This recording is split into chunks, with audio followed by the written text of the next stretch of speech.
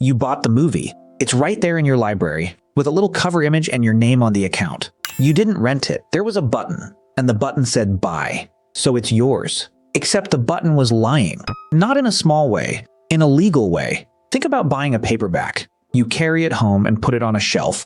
Then the bookstore closes down. The publisher goes bankrupt. The author changes their mind about the whole thing. And none of it matters. The book is still on your shelf. Nobody can reach into your house and take it back. Now picture that same book on your tablet. It sits on a shelf too, but the shelf belongs to somebody else, and they kept the key. If that sounds like a small complaint, it isn't. 1,294,188 people across Europe have signed a formal petition about exactly this. We'll get to what happened to it. So here's the question. When you buy something with no atoms, a film, a song, a game, a book, what exactly did you just buy? Start in July 2009. Amazon finds out a novel on its store came from a seller who never had the rights, so it fixes the problem. Overnight, it reaches into every Kindle that bought the book and deletes it. The novel was 1984. People woke up to a refund and an empty space. One of them was Justin Goronsky, 17, in Michigan. He was reading it for a summer assignment and had filled it with notes. The book vanished. The notes were left pointing at nothing. He sued. Amazon settled. And Jeff Bezos called the whole thing stupid and thoughtless, which it was. Fine. One mistake, long ago, apologized for. Then March 2024. Ubisoft switches off the servers for a racing game called The Crew. That happens. Games get old. But weeks later, players opened their accounts and found something stranger. The game had been moved to a folder marked inactive. The license itself was revoked. The thing they paid for was gone from the list. Some of them sued. And in court, Ubisoft's answer was beautifully clear. Buyers were never promised ownership. What they bought was a limited license to access. Here's the part that should stop you.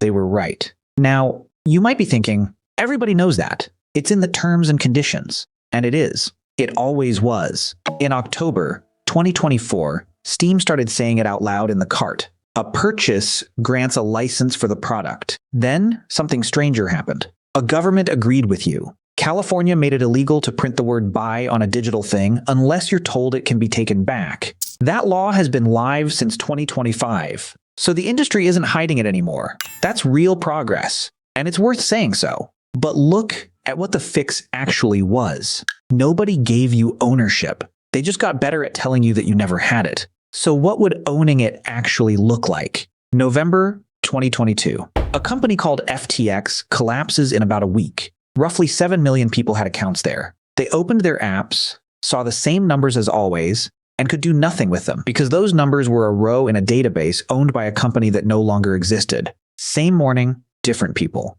Some had moved their holdings off the company's books entirely into a wallet they controlled. They opened it, and it worked. Not because anyone rescued them, because the record of what was theirs had never been FTX's to write, or to edit, or to lose. That's the whole idea. And it has nothing to do with coins. Ownership isn't the file. Ownership is the record that says the thing is yours. Online, that record is a row in somebody's database. One you can't see, can't move, and they can rewrite.